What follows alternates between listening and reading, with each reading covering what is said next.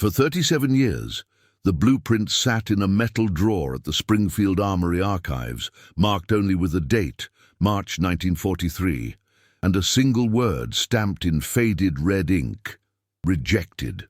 The plans detailed a rifle scope unlike anything military engineers had seen before, a tubular design with internal adjustments so precise they could compensate for wind drift at distances beyond 1,800 yards, paired with a reticle system that defied every optical convention of its time. The designer, a civilian gunsmith named Harold Wesson from a small workshop in Vermont, had submitted the prototype with a cover letter that read simply, "This will change how we see war." The War Department dismissed it as impractical, too complex, too expensive, too different from the standard M73 scopes already in production. Wesson received a form letter thanking him for his patriotic contribution, and his invention disappeared into bureaucratic silence. He died in 1979, never knowing that his rejected scope would resurface 4 decades later and revolutionize American long-range engagement doctrine. The story of how that happened begins not with Wesson's genius, but with a catastrophic failure on a ridge in North Africa, where American snipers discovered that their equipment could not match the distances the desert demanded. It begins with men squinting through inadequate glass, watching enemy officers move freely at ranges their scopes could not reach, and the terrible mathematics of lives lost because technology lagged behind terrain. It begins with frustration, then desperation, then finally, years too late, recognition that someone had already solved the problem before anyone understood it existed. Harold Wesson was not a military man. He had never served, never fired a shot in combat, never attended an engineering academy. He was a watchmaker's son from Brattleboro, who learned optics by repairing hunting scopes for local deer hunters, and understood precision because his father had taught him that a second-hand movement was sacred. By 1941, he ran a modest gunsmithing shop that specialized in custom rifles for competitive shooters, men who measured success in fractions of an inch at 300 yards and paid handsomely for equipment that could deliver it. Wesson had watched these shooters struggle with the same problem. Standard scopes could not maintain zero across temperature changes, could not account for bullet drop at extended ranges without cumbersome external adjustments, and used reticles designed for quick acquisition rather than calculated precision. He began sketching solutions in the margins of repair orders. By early 1942, he had built his first prototype, a scope with an internal cam system that allowed windage and elevation adjustments in increments of 1/4 minute of angle, paired with a mil-dot reticle that gave shooters reference points for range estimation. He tested it on a hillside behind his workshop, firing at targets placed at increasingly absurd distances. At 1,200 yards, he could consistently place shots within a 6-inch circle. At 1,500, he hit a dinner plate 4 times out of 5. He wrote to the War Department with photographs and test data. They sent back the form letter. The rejection made sense within the military's procurement logic. In 1943, the standard doctrine for American snipers emphasized mobility and concealment over extreme range. The M19903A4 rifle, fitted with the M73B1 scope, was designed for engagements between 300 and 600 yards, distances where a trained marksman could deliver effective fire without the optical complexity Wesson proposed. His scope required specialized manufacturing, calibration tools that did not exist in military arsenals, and training protocols that diverged from established sniper schools. It was, by every practical measure, a solution to a problem the Army did not yet recognize. But North Africa was teaching lessons that procurement officers in Washington had not anticipated. The desert stretched sightlines to distances where standard scopes became inadequate. German and Italian forces positioned officers and artillery observers on ridges beyond effective American range, directing fire with impunity because they knew the limitations of Allied optics.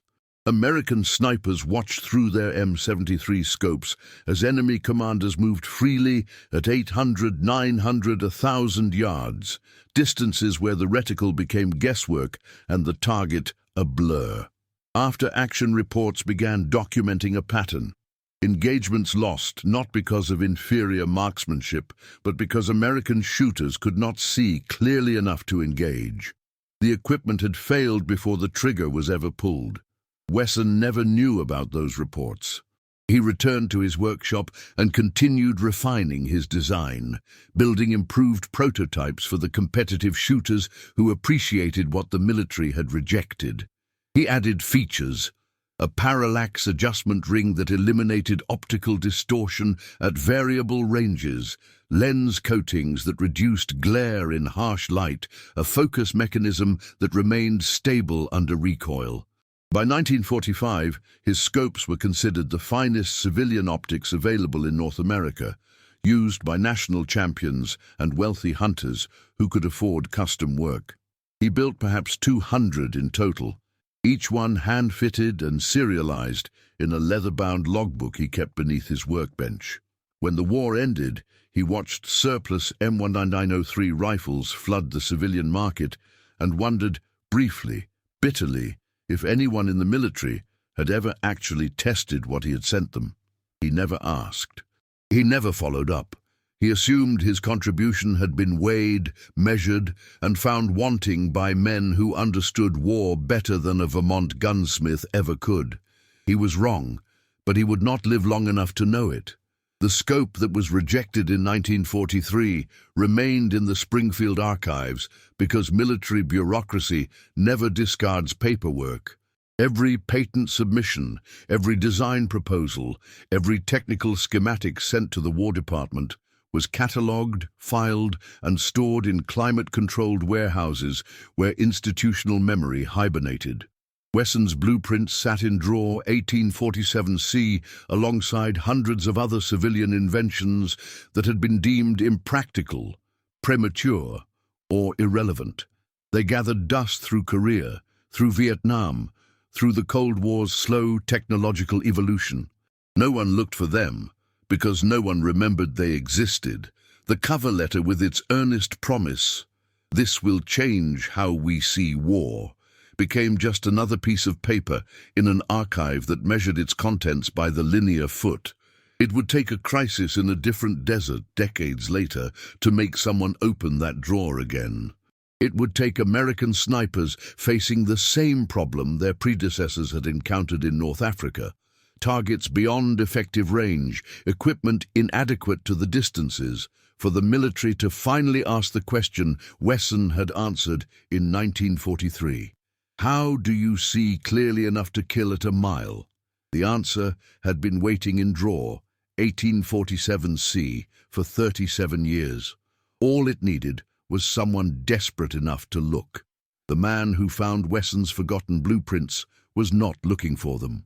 Captain James Mercer was a logistics officer assigned to the Army Materiel Command's Historical Research Division in 1980, tasked with digitizing World War II-era procurement records as part of a modernization initiative that no one expected to yield anything operationally relevant. His job was administrative archaeology, scanning documents, updating catalog numbers, transferring paper records into the early database systems that promised to revolutionize military archives.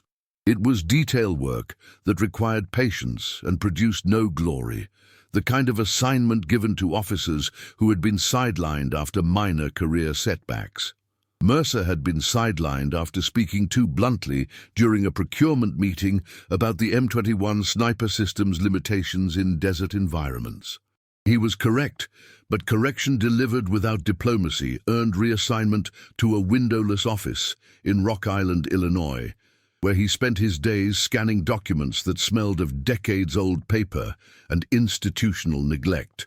He found Wesson's submission on a Thursday afternoon in February, filed between a proposal for a self-heating ration container and a design for improved tent stakes. The cover letter caught his attention first, not because of its promise, but because of the rejection stamp's date. March 1943, North Africa. The same month, American forces had begun encountering the range problems that would plague sniper operations throughout the Mediterranean campaign. Mercer pulled the complete file. 12 pages of technical drawings rendered in precise mechanical pencil, each dimension labeled, each tolerance specified, each optical calculation shown with the methodical clarity of someone who understood that ideas mean nothing without the mathematics to support them. Wesson had designed a scope with 30-power magnification, triple what the M73 offered, paired with adjustment mechanisms that could compensate for bullet drop and wind drift in increments so fine they approached the theoretical limits of mechanical precision. The reticle design used ranging marks based on target height rather than guesswork, allowing a shooter to calculate distance with mathematical certainty if he knew whether he was looking at a man, a vehicle, or a structure of known dimensions. The internal cam system meant adjustments could be made without tools, without removing the scope from the rifle, without losing zero between shots. It was, Mercer realized as he read through the specifications, exactly what Marine snipers in Beirut had been requesting for the past 18 months. Optics capable of engaging targets at ranges beyond 1,200 yards with repeatable accuracy. The requests had been denied because no such scope existed in military inventory. But it had existed. Someone had designed it in 1943, submitted it through proper channels, and been told no. Mercer made copies. Not through official channels. He knew how bureaucracy worked, how a junior captain's enthusiasm would be filtered through layers of skepticism until it emerged as a memo no one read. He made copies on the office Xerox machine after hours, spending his own money on the overrun charges, and mailed them to 3 people: a Marine sniper instructor he had served with in Germany, a civilian ballistics researcher at Aberdeen Proving Ground, and a retired Army colonel who wrote occasional articles for military journals and had a reputation for asking uncomfortable questions about procurement failures. He included a cover letter that borrowed Wesson's language. This might change how we see long-range engagement. Then he returned the original file to draw 1847C and went back to scanning tent stake proposals, uncertain whether his unauthorized distribution would result in interest or reprimand. 3 weeks later, the Marine instructor called him at home, late enough that Mercer's wife answered first and handed him the phone with a confused expression. The instructor's voice was tight with the kind of controlled excitement that comes from recognizing something important. "Where did you find this? Who designed it? Can it be built?"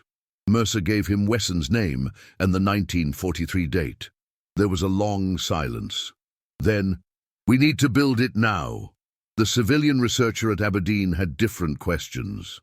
He wanted to know if Wesson's optical calculations were sound, if the magnification could actually be achieved with 1940s lens technology, if the internal adjustment system would hold zero under combat conditions. He spent 2 weeks running the numbers, checking Wesson's mathematics against modern optical theory, and finally sent Mercer a 3-page technical analysis that concluded, "This design is not only viable, it anticipates solutions to problems we are still working on today. The cam-based adjustment system is superior to most contemporary scope designs. Whoever submitted this understood precision optics at a level beyond his era." The retired colonel had the most disturbing response. He went to the National Archives and pulled after-action reports from North Africa, Sicily, and Italy, then cross-referenced them with procurement records and training doctrines. What he found was a pattern: repeated requests from field commanders for improved sniper optics, consistent reports of engagements lost due to inadequate scope magnification, and recommendations that were acknowledged but never acted upon because the procurement office noted no suitable alternative existed, except one had existed. One had been submitted, evaluated, and rejected, while men in the field were writing reports explaining why they needed exactly what had been turned away. The colonel wrote an article titled "The Scope We Refused" for a military history journal. It was dry, factual, and devastating. The article reached Congress through a staffer who specialized in defense acquisition issues and had a personal interest in sniper programs after his brother had served as a Marine scout sniper in Vietnam. He requested documentation. The Army provided the file from Drawer 1847C, now suddenly relevant after 37 years of obscurity. The staffer asked pointed questions during a subcommittee hearing. Why was this rejected? Who made the decision? Had anyone attempted to contact the designer after initial rejection? The answers were unsatisfying. The rejection had been made by officers long dead, following protocols that prioritize standardization over innovation in a procurement environment that treated civilian submissions with institutional skepticism. No one had contacted Wesson after the form letter. No one had tested the prototype. No one had revisited the decision when field reports began documenting the exact problem his scope solved. It was, the subcommittee chairman noted, a systemic failure rather than individual incompetence, which somehow made it worse. Systems could be fixed, individuals could be replaced, but bureaucratic inertia that persisted across decades required cultural change that no single hearing could mandate. Não, te convido a deixar nos comentários de onde você está nos assistindo e o horário exato em que escuta esta história. Nos interessa saber até quais lugares e em quais momentos do dia ou da noite chegam estes relatos documentados. Harold Wesson had been dead for 14 months when the Army finally decided to test his design. The decision came not from genuine institutional enthusiasm, but from political pressure, following the subcommittee hearing and the article that had quietly circulated through military circles, creating the kind of low-grade embarrassment that demands response. The Army Materiel Command authorized a feasibility study, build a working prototype based on Wesson's 1943 specifications, mount it on a modern rifle platform, and conduct field trials to determine if the design offered any advantages over contemporary military optics. The project was assigned to the Frankfurt Arsenal's optical division, given a 6-month timeline and a modest budget that signaled this was an exercise in due diligence rather than genuine innovation. The engineers who received the assignment approached it with skepticism. They were accustomed to working with cutting-edge materials and computer-aided design. Building a scope from 40-year-old blueprints felt like an academic exercise, a way to formally document why the original rejection had been justified. Then they started building it, and the skepticism began to crack. The first challenge was interpreting Wesson's specifications. His drawings were precise, but they assumed manufacturing techniques from the 1940s, hand-fitted components, individually lapped lenses, adjustment mechanisms that required skilled machinists rather than automated production. The Arsenal team had to reverse engineer his intent, translating Depression-era gunsmithing into modern manufacturing processes while maintaining his original tolerances. They discovered quickly that Wesson had not simply designed a scope, he had designed a complete optical system where every component interacted with geometric precision. The cam mechanism that controlled windage and elevation adjustments was a small mechanical marvel, a series of precisely machined surfaces that converted rotational input into linear movement with almost no backlash, allowing adjustments in increments of 1/4 minute of angle across a range sufficient for engagements beyond 2,000 yards. Modern scopes achieved similar precision through different means, but Wesson's solution was more elegant, more durable, and, the engineers admitted reluctantly, more reliable under adverse conditions. It did not rely on springs that could fatigue or electronics that could fail. It was pure mechanical advantage, the kind of design that emerged from understanding materials and geometry at an intuitive level that formal education sometimes obscured. The lens system presented different challenges. Wesson had specified coatings and glass compositions that were state-of-the-art in 1943, but archaic by 1980 standards.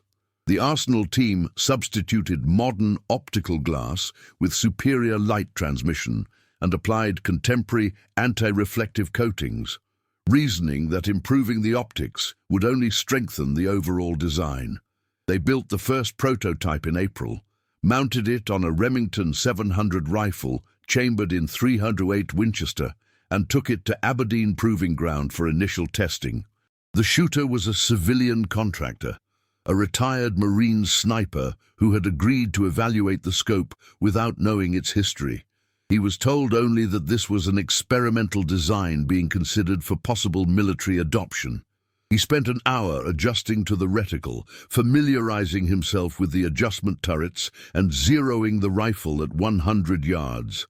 Then he began shooting at increasingly distant targets.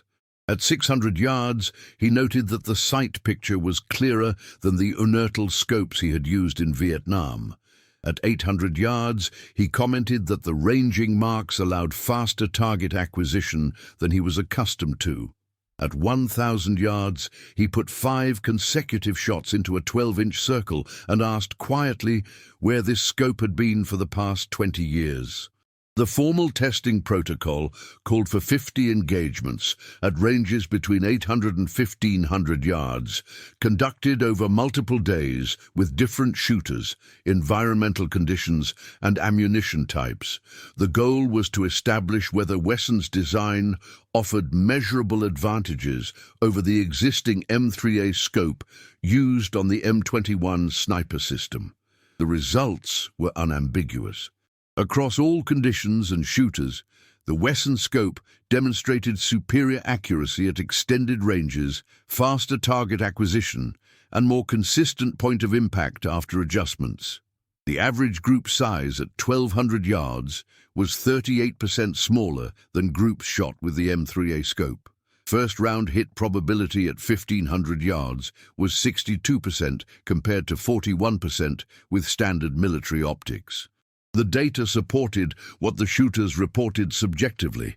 This scope made difficult shots achievable and achievable shots routine.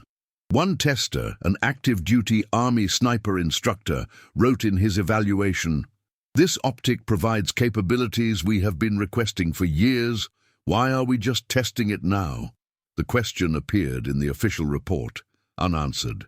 The Arsenal team documented their findings in a technical report that included performance data, manufacturing recommendations, and cost projections. The scope could be produced using existing facilities and materials, though the precision machining required would make it more expensive than standard military optics. Approximately $200 per unit in 1980 dollars compared to $90 for the M3A scope.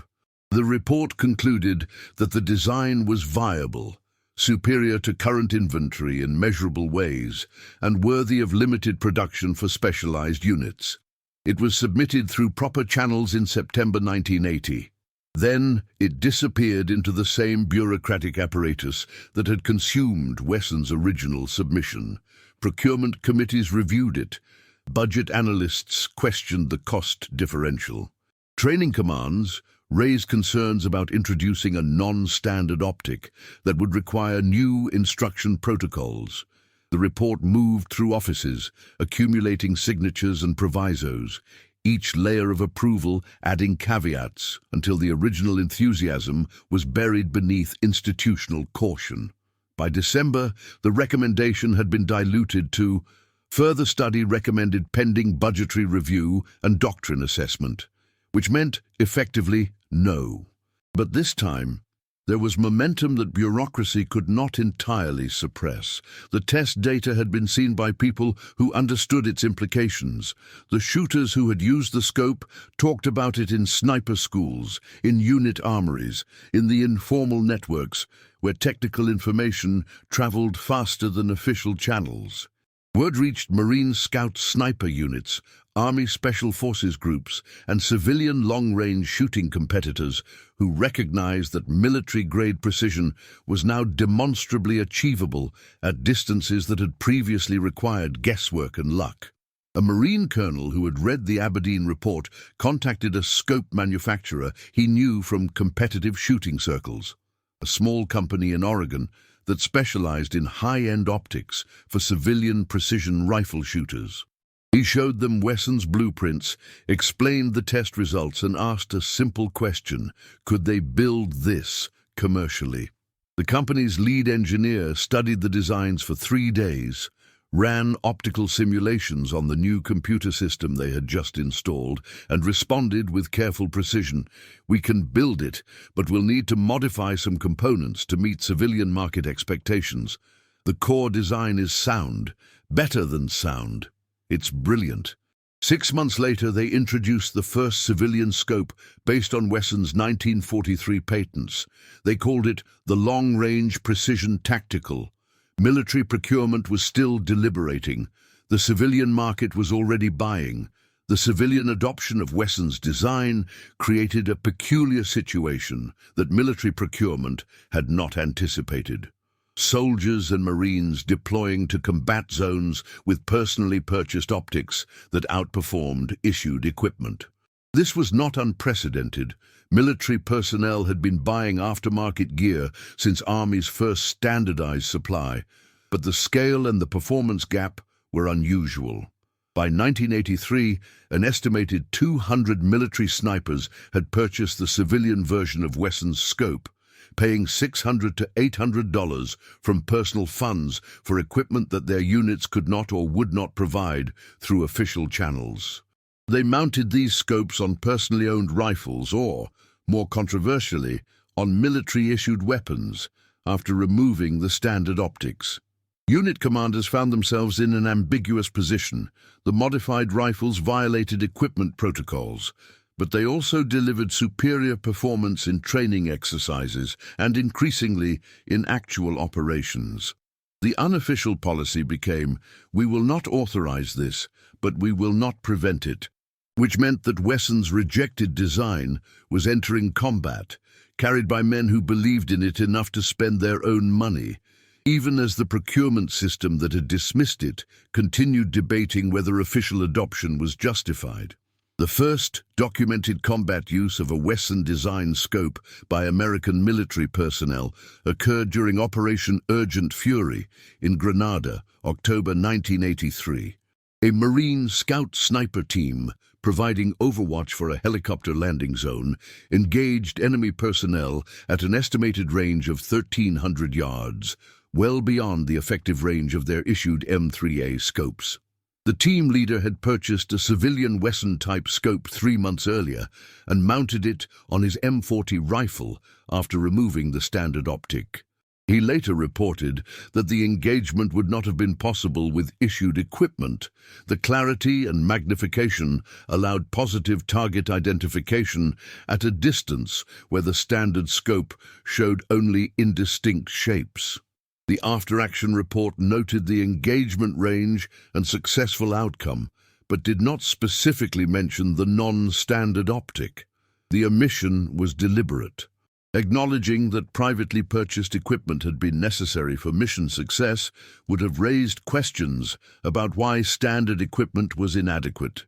Questions that reflected poorly on the procurement decisions that had left Marines buying their own combat optics. The team leader understood this. He listed his scope as M3A in the equipment log, and no one investigated the discrepancy. Similar incidents accumulated quietly through the mid-1980s. A Special Forces team in Honduras engaged a target at 1,500 yards during a reconnaissance mission, using a personally owned scope that allowed the shooter to clearly see what the issued optic could not resolve. An Army sniper instructor at Fort Benning documented that students, using civilian Wesson design scopes, consistently outperformed those using standard military optics during qualification courses, then diplomatically omitted this finding from his official report to avoid implying that issued equipment was substandard. A Marine officer wrote a candid article for the Marine Corps Gazette, arguing that the service was failing its snipers by refusing to adopt optics that were demonstrably superior and already proven in the field, even if that proof came from privately purchased equipment. The article was published, read, and filed away. The procurement system acknowledged the concerns, commissioned another study, and continued its deliberate pace. Meanwhile, the civilian scope manufacturer in Oregon expanded production to meet growing military demand, and Harold Wesson's rejected design became the de facto standard for American military snipers who cared more about performance than regulation. The bureaucratic logjam finally broke, not because of internal military advocacy, but because of external pressure from an unexpected source: civilian law enforcement. Police tactical units facing increasingly long-range scenarios, barricaded suspects in rural areas, hostage situations in open terrain, counter-sniper operations, had adopted Wesson-designed scopes and documented their effectiveness in operational reports that were less constrained by military procurement politics. A FBI hostage rescue team sniper successfully engaged a suspect at 900 yards during a 1985 standoff in Montana, and his after-action report specifically credited the scope's clarity and ranging capability with enabling a shot that ended the situation without additional casualties. The report was public record, cited in law enforcement journals, and read by congressional staffers who were once again asking why civilian police had better sniper optics than military snipers. The question was harder to deflect this time. The answer, that military procurement required longer evaluation periods, more extensive testing, and compliance with regulations that did not apply to civilian purchases, sounded increasingly like institutional excuse-making rather than legitimate caution. In 1986, the Army authorized limited procurement of military specification versions of the Wesson design scope for evaluation by active sniper units. The authorization came with careful language. This was not an admission that the 1943 rejection had been mistaken, nor an acknowledgement that the civilian market had solved a military problem faster than official channels. It was described as a technology insertion opportunity that allowed the military to benefit from recent advances in optical design. That the design was 43 years old and the advances were a civilian, Gunsmith's mathematics was not emphasized in the procurement justification. 50 scopes were ordered initially at a unit cost of $420, still more expensive than standard optics, but within the budget tolerance for specialized equipment. They were distributed to Marine Scout sniper platoons, Army sniper sections, and Special Forces units, with instructions to provide detailed feedback on performance, durability, and training requirements. The feedback was overwhelmingly positive.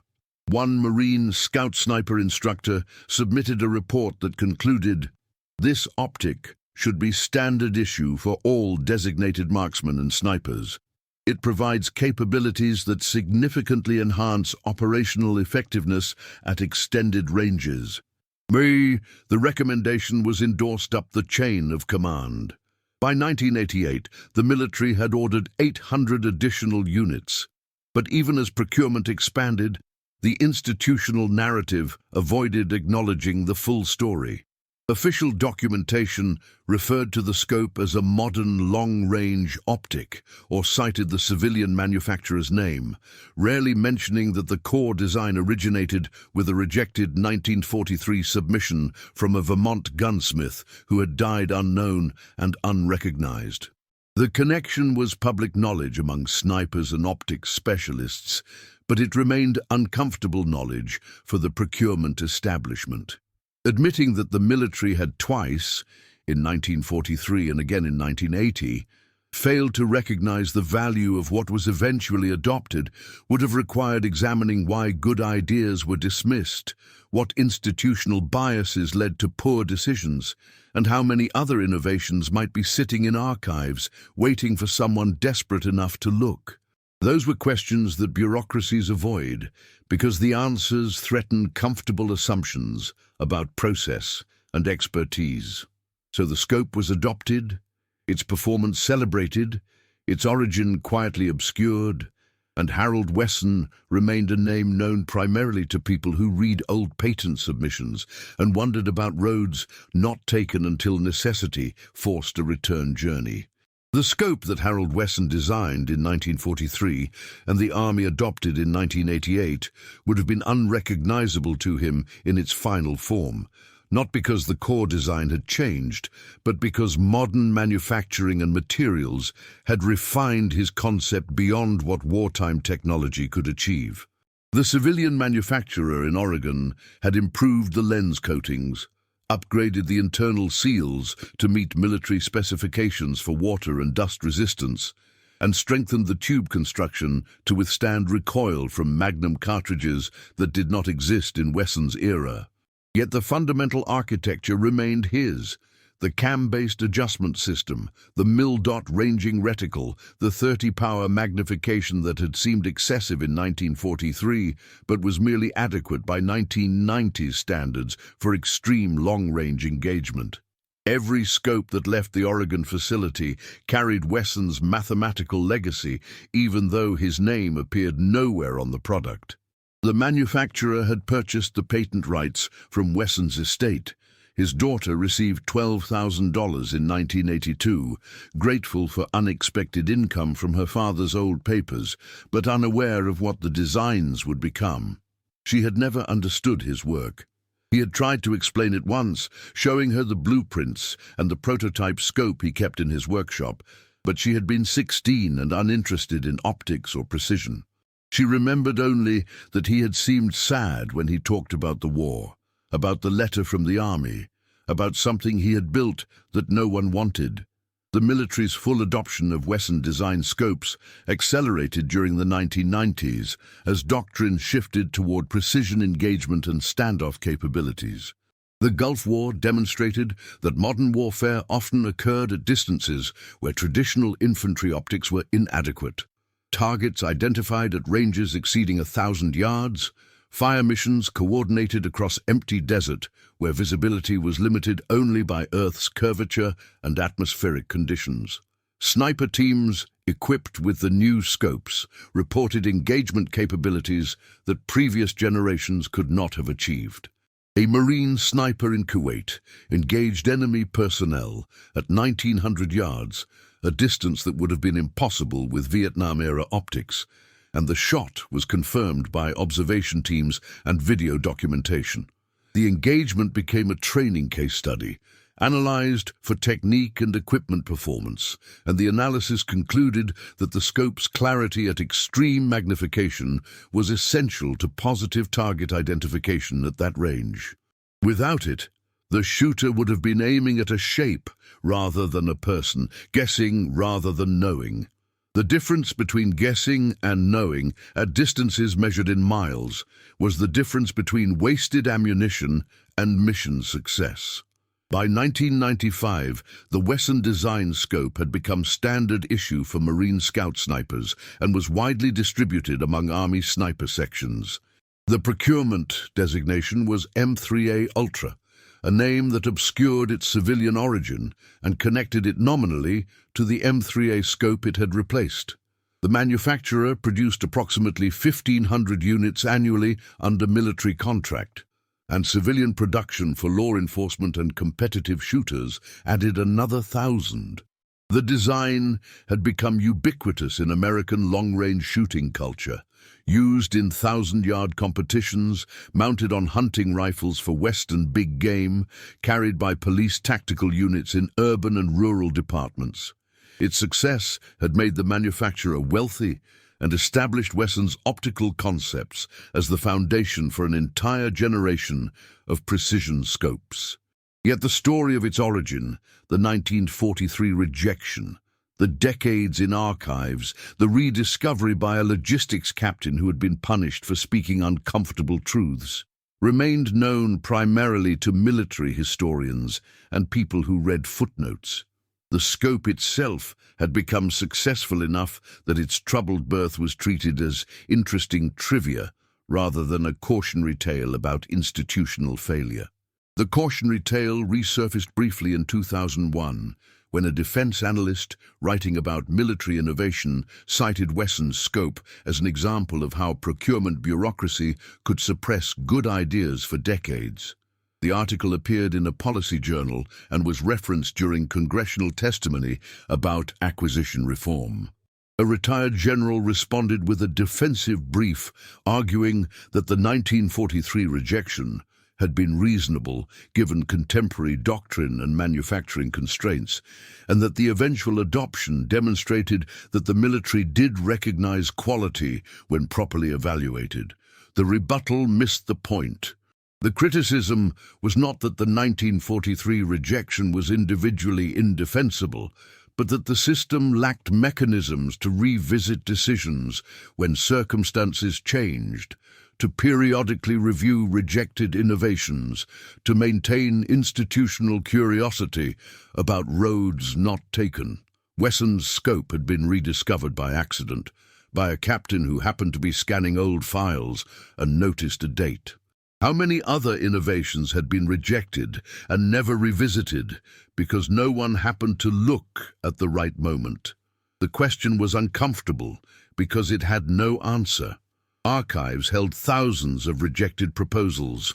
Some were rightfully forgotten, but some, perhaps, were waiting for conditions where their value would be obvious, waiting for someone to need them badly enough to search.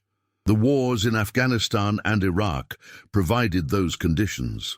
American snipers operating in mountainous terrain and urban environments found themselves regularly engaging targets at ranges exceeding 1,200 yards, distances where the Wesson design scope's magnification and ranging capability were not luxuries, but operational necessities.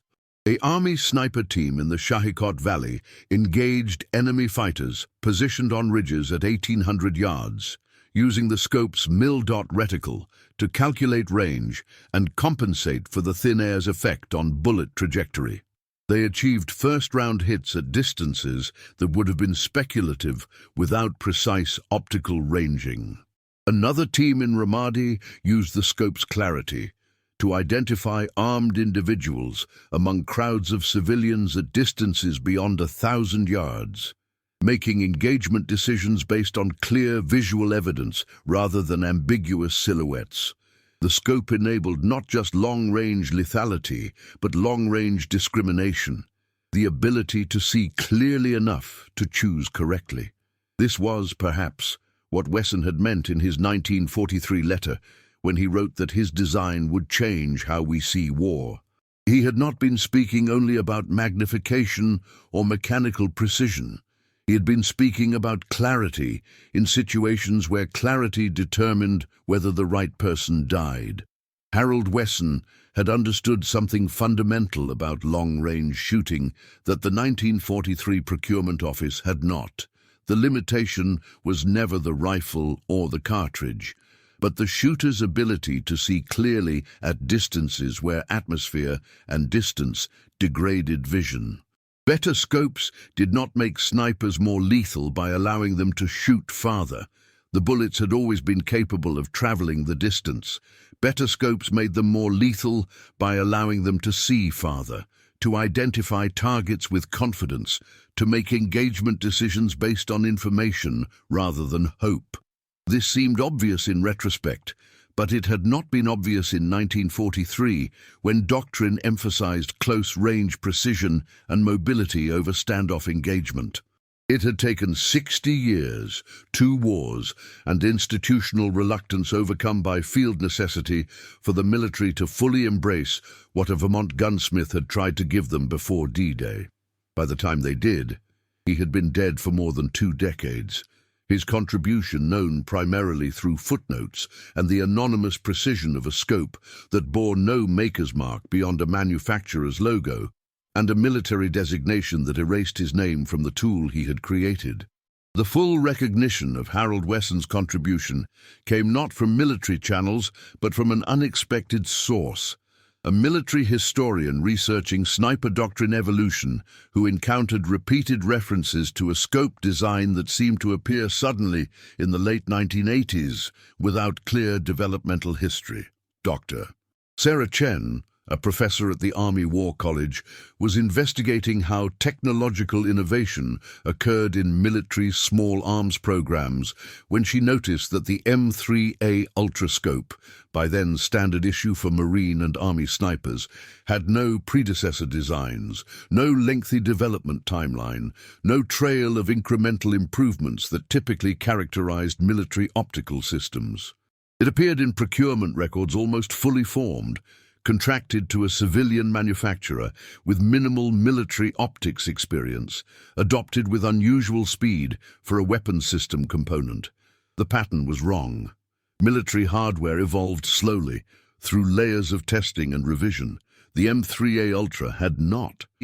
Chen began investigating the anomaly, which led her to Captain James Mercer's 1980 report, which led her to the Springfield Armory archives, which led her finally to draw 1847C and Harold Wesson's original submission.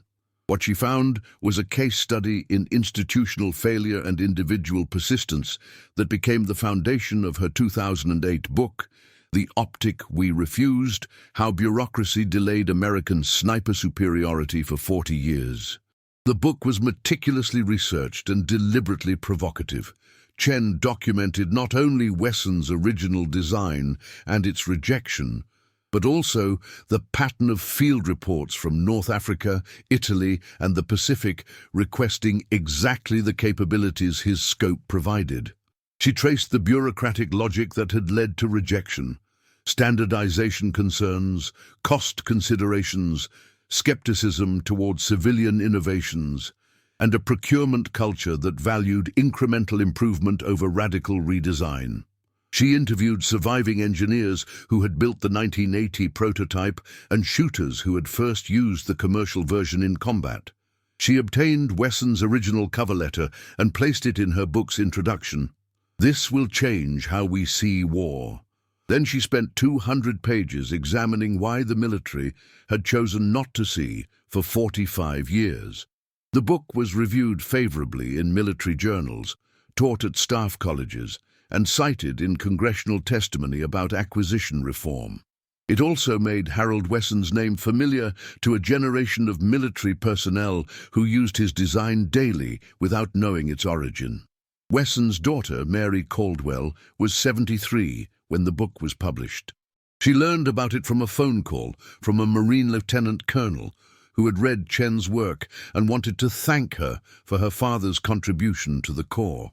Mary had not known the scope her father designed was being used by military snipers. She had sold the patent rights decades earlier and assumed nothing had come of them beyond the modest payment. The lieutenant colonel explained what the scope had become, how it was standard equipment, how it had enabled shots that saved lives and completed missions, how her father's work had influenced an entire generation of optical design. Mary listened quietly and said finally, "He would have been happy to know that. He was sad about the letter, the rejection letter. He kept it in his desk until he died." She still had his prototype scope, the one he had built in his workshop in 1942. It sat in a closet in her Vermont home, wrapped in oilcloth, forgotten because she did not shoot and had no use for it. The lieutenant colonel asked if she would consider donating it to the Marine Corps Sniper School at Quantico. She agreed without hesitation. It seemed fitting that something her father made should be with people who would understand what it meant.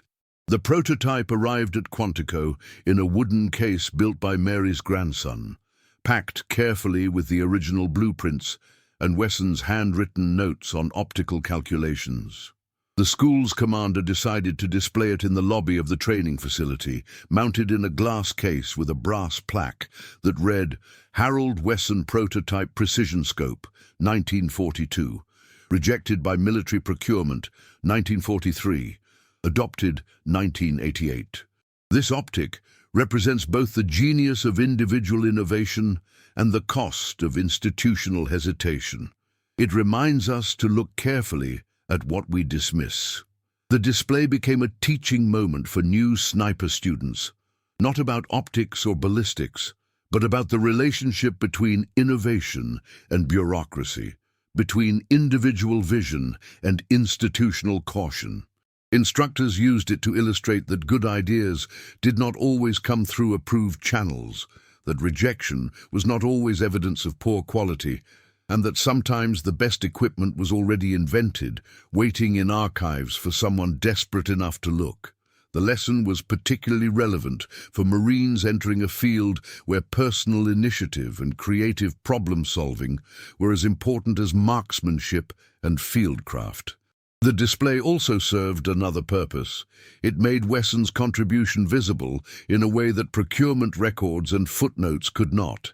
Thousands of Marines passed through the sniper school annually, and they all saw the prototype in its case, read the plaque, and learned the story of the civilian gunsmith whose work had been refused and then quietly adopted when refusal became unsustainable.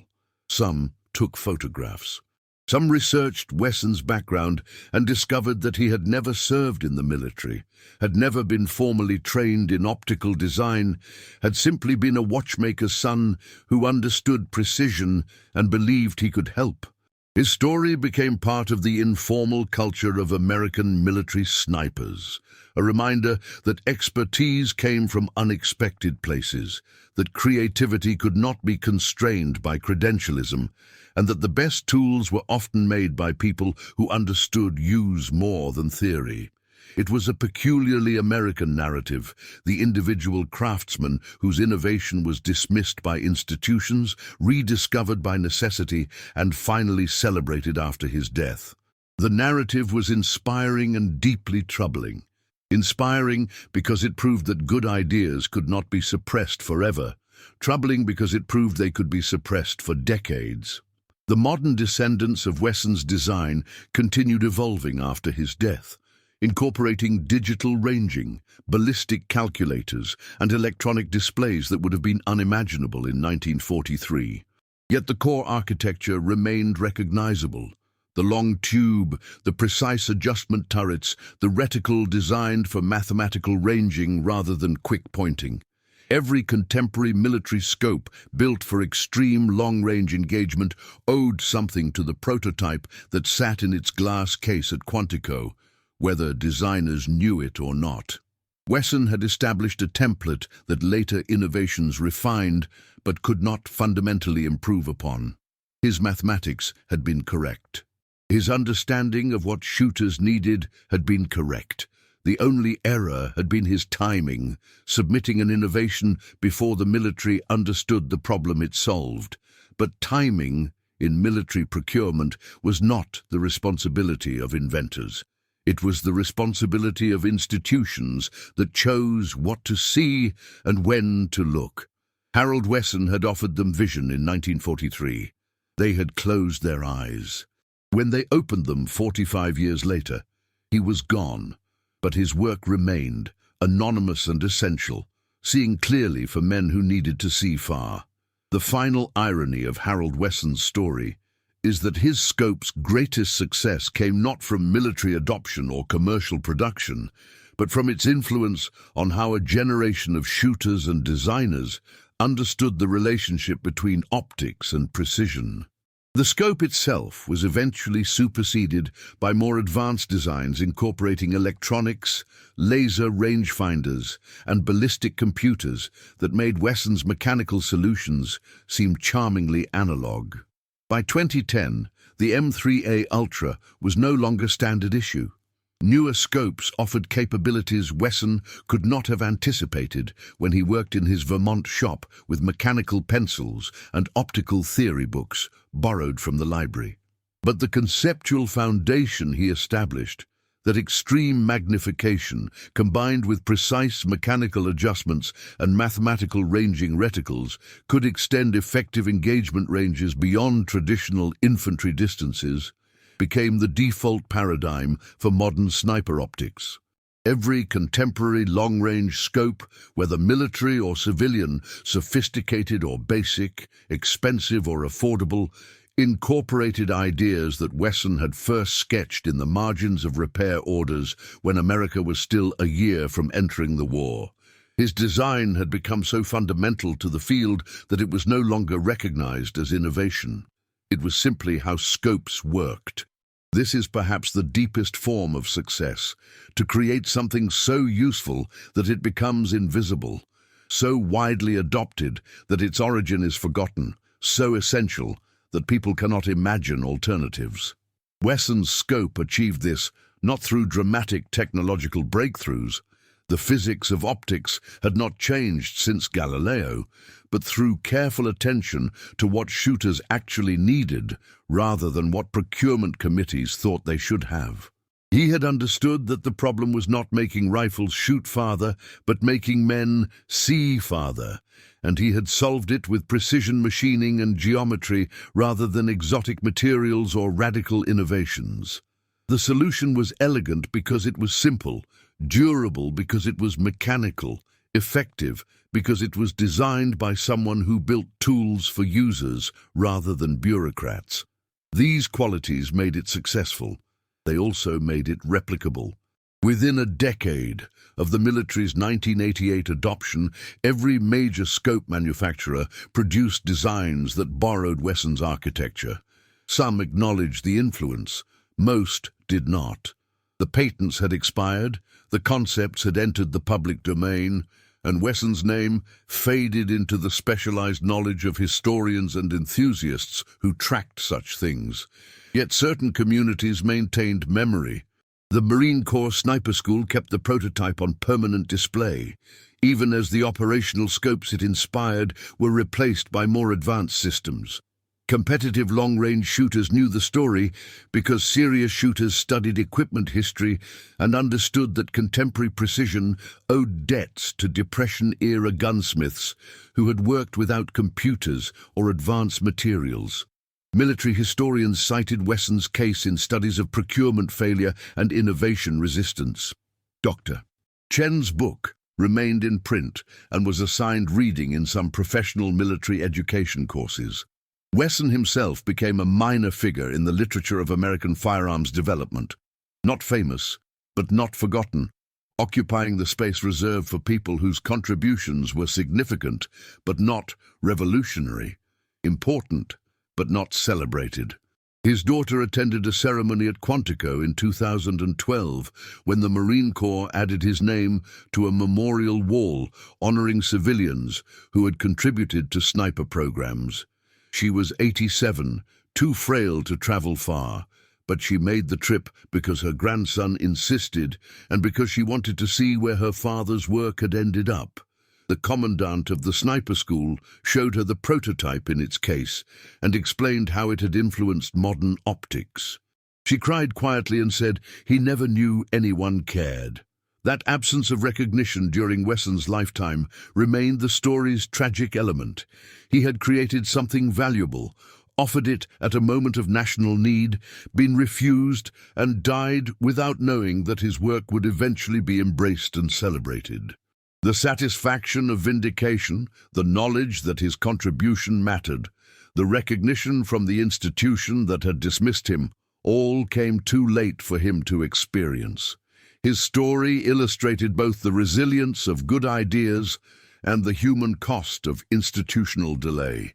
Ideas could wait decades in archives, people could not.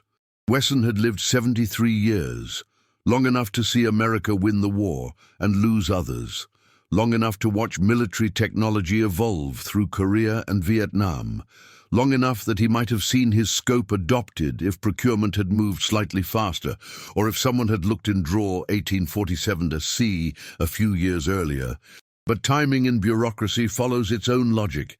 indifferent to individual lifespans, and Wesson's timing had been wrong twice, too early when he submitted, too late when they adopted. The gap between those moments consumed his life and his hope that anyone would care about what he had built. The scope's legacy extended beyond military applications into unexpected domains. Wildlife researchers used descendants of Wesson's design to observe animal behavior at distances that did not disturb subjects. Search and rescue teams employed them to scan terrain for lost hikers in conditions where binoculars were inadequate. Border Patrol agents, fire lookouts, and maritime observers, anyone whose work required seeing clearly at extreme distances, benefited from optical concepts that originated in a Vermont gunsmith's attempt to help snipers in a war he would never fight. This diffusion of a military technology into civilian life was not unusual. Many innovations followed similar paths. What made Wesson's case distinctive was the timeline. Rejected by the military, adopted by civilians, readopted by the military, when civilian success made rejection untenable, then spreading into domains where neither military nor civilian developers had initially anticipated use. The scope had found its own path to utility, moving through channels that bypassed the institutions that first judged it, proving value to communities that defined success differently than procurement committees. By 2015, the original prototype at Quantico had become fragile enough that the sniper school commissioned a detailed replica to display alongside it, preserving the aging original in climate-controlled storage, where it could be maintained for future generations. The replica was built by a master optician who studied Wesson's blueprints and attempted to replicate every detail with period-appropriate techniques.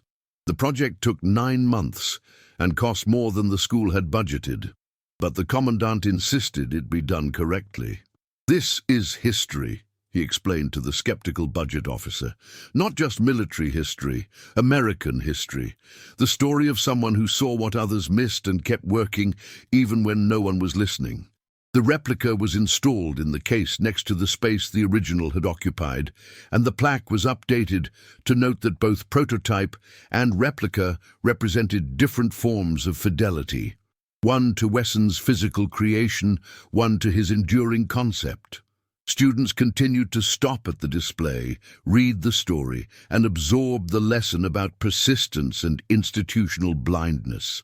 Some thought about innovations they had witnessed being dismissed. Some wondered what else might be waiting in archives.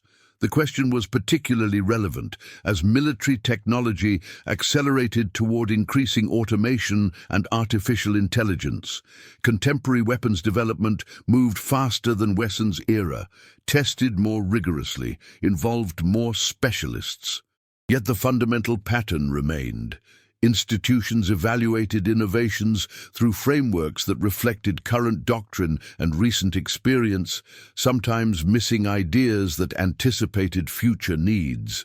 The challenge was identifying which rejected concepts were genuinely flawed and which were simply premature, a distinction that required both technical expertise and imaginative projection of future requirements. Wesson's scope had been premature. The 1943 Army did not need 30-power magnification for engagements at distances its doctrine did not contemplate. But by 1990, those distances had become routine, and the rejection that made sense in 1943 looked like failure in retrospect. The lesson was not that all rejections were mistakes, but that institutional memory should include mechanisms for periodic review of past decisions when circumstances changed. Such mechanisms were difficult to implement in bureaucracies that measured time in budget cycles rather than technological epochs. Dr. Chen published a follow-up article in 2018 examining whether military procurement had learned from the Wesson case. Her conclusion was cautiously negative. Acquisition processes had become more sophisticated and transparent, but they remained fundamentally conservative, biased toward incremental improvement over radical innovation, and slow to revisit past rejections even when field requirements shifted. She cited several contemporary examples where specialized units were purchasing commercial equipment that offered capabilities the military had declined to develop through official channels, the pattern repeating with different technologies but similar institutional dynamics. The article generated some defensive responses from acquisition professionals who argued that caution was necessary when spending public money on unproven systems. Chen did not disagree. She simply noted that caution had costs, that conservative decisions made sense when evaluated individually, but created cumulative disadvantages when innovative competitors moved faster, and that the military's advantage in resources meant little if bureaucracy prevented their effective use.